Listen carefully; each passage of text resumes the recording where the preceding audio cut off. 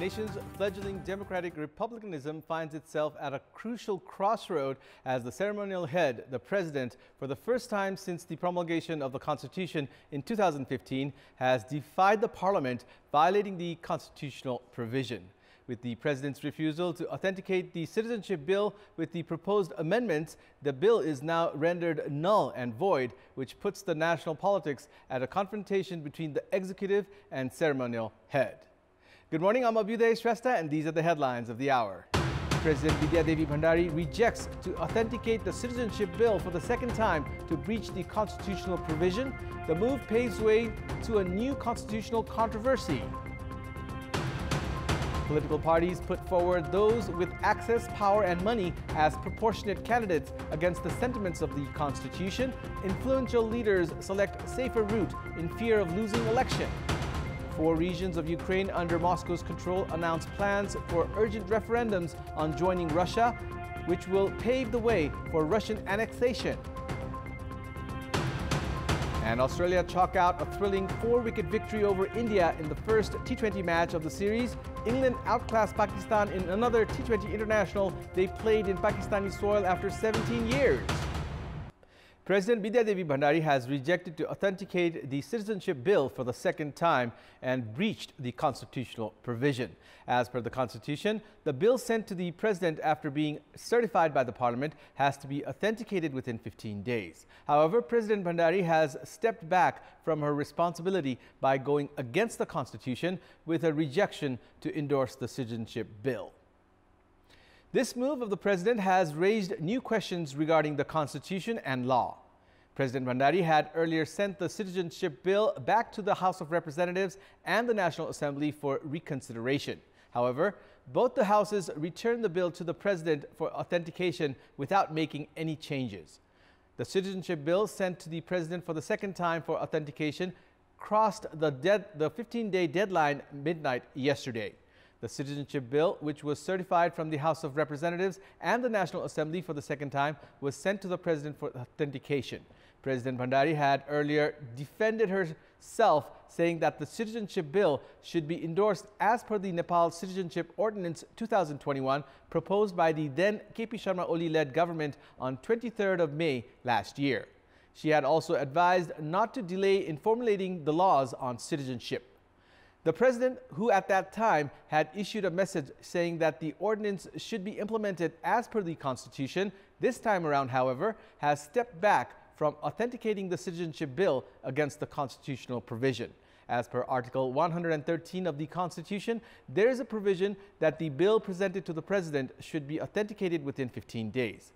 There is also a constitutional provision that the bill sent to the president for authentication can be returned to the parliament for reconsideration within 15 days from being presented to the president.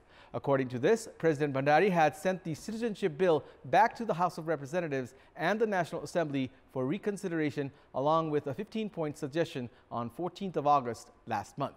However, the House of Representatives, after holding discussions, returned the bill to the president for authentication intact without making any changes. The National Assembly had sent the issue to be discussed at the Legislative Management Committee. After holding discussions at the committee and the meeting of the National Assembly, the upper house also decided to return the bill to the president for authentication without making any changes. The bill was passed by majority at both the houses on both occasions. Proportionate mechanism was introduced in the Constitution to ensure inclusive representation of all communities at the Parliament. However, the provision has been abused by those with power, access and money. Political parties have yet again included those with power and access in the list of proportionate candidates. The proportionate election mechanism is the major achievement of the April Uprising 2006. The mechanism was implemented to ensure inclusive representation of the population at the parliament, which is tasked with the responsibility of formulating laws. The idea of proportionate election is to provide opportunity to communities without access to opportunities. Mandatory participation of women, indigenous nationalities, Dalits, Khas Aryas, Madeshis, Muslims and Tharus has been provisioned by the Constitution. However, the list of proportionate candidates submitted by the political parties for the November 20 elections include individuals who have already received several opportunities in the past. Nepali Congress, which claims itself to be the most democratic party, has included individuals who have previously served as the Deputy Prime Minister, Minister, Parliamentarian, and high-ranking official in its closed list of proportionate candidates. Nepali Congress has included Gopal Man Shrestha, who has served as the party vice president, and former Deputy Prime Minister, senior leader Bimalendra Nidhi, and Prime Minister Sherbahadur Deuba's spouse, Arju Rana, in the proportionate category.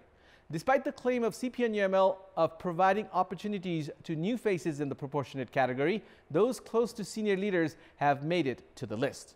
Those who have made contributions for the nation and those from the marginalized communities have also not been prioritized by CPN-UML. CPN Maoist Center, which has been raising voices for inclusion, has put forward Krishna Bahadur Mahara, who has served as the Speaker and had been directly elected for the past 3 decades as a proportionate candidate. Rashtriya Prajanatanta Party has included Pashupati Shamsher Rana and Prakash Chandra Lohani as proportionate candidates. This trend of the political parties going against the norm of proportionate mechanism is being taken as a direct attack against the Constitution. In our Public Voice segment, we had asked people in several provinces, why have political parties selected proportionate candidates based on political reach? Let's take a look at what they had to say. Public Voice. जुन उद्देश्यले जुन वर्गको उत्थानको लागि ल्याइएको हो त्यो वर्गमा जनचेतना फैलाउनु पर्छ। समानुपाती र समावेशीका आधारमा महिलाहरूलाई सहभागी गराउने भन्ने जुन नारा छ यसको महत्त्व हीन भएको नातावाद अर्थको चाहिँ नि बाहुल्यता भएका मान्छेहरूलाई मात्रै प्रतिनिधित्व हुन्छ। जसले चाहिँ हिजोदेखि चाहिँ दुःख गरेर चाहिँ एउटा फिल्डमा खटिरहेको महिलाहरूको चाहिँ मूल्याङ्कनबाट उहाँहरू वञ्चित हुनु भएको छ।